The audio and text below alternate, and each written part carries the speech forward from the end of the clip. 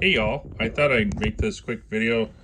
I've been seeing a bunch of comments on the Facebook posts about these little RadioLynx transmitters, so I thought I'd just make a quick video to kind of maybe help some of you out that might be having problems. So this is a RadioLynx transmitter. As you see, it's made by Microgate. They're out of Italy, and this is actually called their ENC radio system.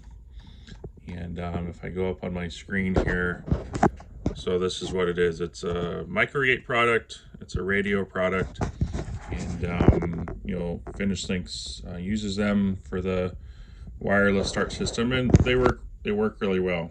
So I'm just gonna turn it on here. You turn it on by pressing the on button.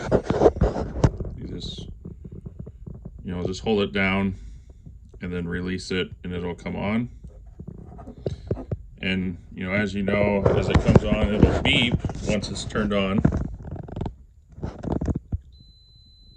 Here's the beep. Now it's on, and you have the channel selected. Default channel 000 is selected, and then make sure that the same channel is in your camera settings under the RadioLynx tab, so they match up with the software. So once it's on here, there's a couple things you can actually do, and I'm actually going to turn it off here and turn it on to describe some things. So to turn it off, and you hold the button down to where it says off, and it'll turn off. And we're going to just turn it back on here. So as I turn it on, it tells you what channel it is, and then it'll tell you this right here, STA. That means for start. So it's set up as a starting device. It can actually be set for many, like a lap time device or a finish device, or it's as a whole. It has a slew of settings, so you can look at the manual, read the manual if you want. But anyway, there's a couple things here.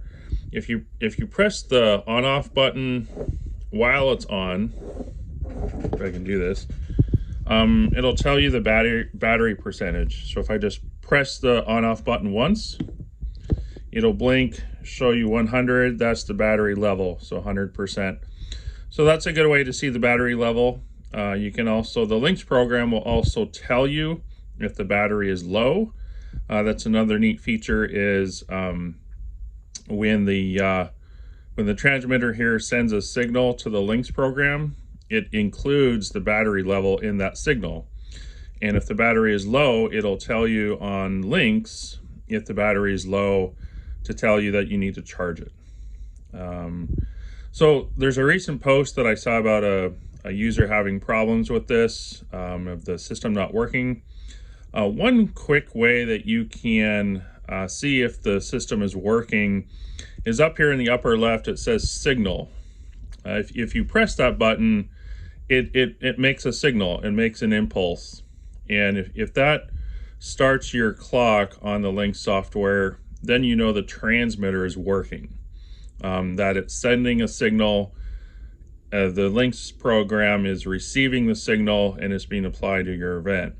If that doesn't work, and you don't get an impulse, then something is wrong with the transmitter, or something is wrong with your receiver, which is plugged into the Lynx camera. And that's where you want to check your settings and your connections, make sure everything is connected right. But you can press the signal button once, it'll make a beep. And if it makes that beep, then it sent the signal. If you receive it on your computer, then you received it, and that means the transmitter is working. So that way you can rule out the transmitter. And if you're still having problems with the system, the best way to rule out, to solve the problem, is to rule out the different components. If you can rule out that the transmitter works, then it's something else. It could be the cable between the transmitter and the sensor that's on the gun. It could be the gun sensor itself. So the more you can rule out possibilities, then it's easier to find what's wrong. But that's a quick way to just make sure that the transmitter is working. Press the signal button, and it should work. As you can see, the the channel numbers are slowly dimming. That means that the battery is getting low, and this unit is actually bad now. It will not hold its charge anymore, and I'm gonna have to buy a new one. This particular unit is 14 years old. I've used it for 14 years. And now I have to buy a new one. And this is the long range model. It's $1,100. I'll have to buy a new one, but that's just how it is. You can't replace the batteries in these. It's just how it is. Most people get the short range version, the 10, the Inc Radio 10. That's what most people get. It works for track and field. I just bought the long range version when I first bought it. It's just what I did.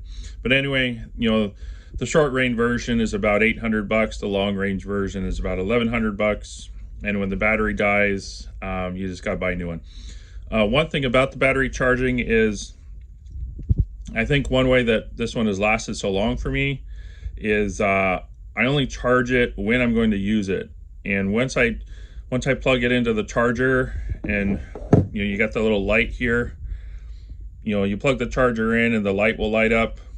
Once the light turns green, I unplug it, and then I use it, and then I put it back in my storage box. And then the only time I plug the charger in again is when I'm going to use it again. So I don't keep it on the charger 24/7.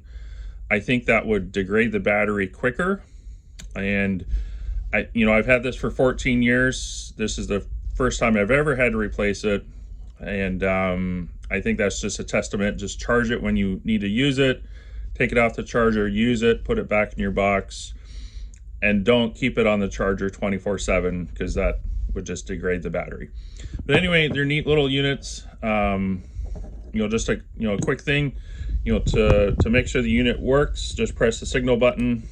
You'll get a beep, and then the transmitter works. And then obviously to turn it off, you hold the button down till it says off, and it'll turn off. So anyway, I hope this helps some people with their problems, and just have fun timing.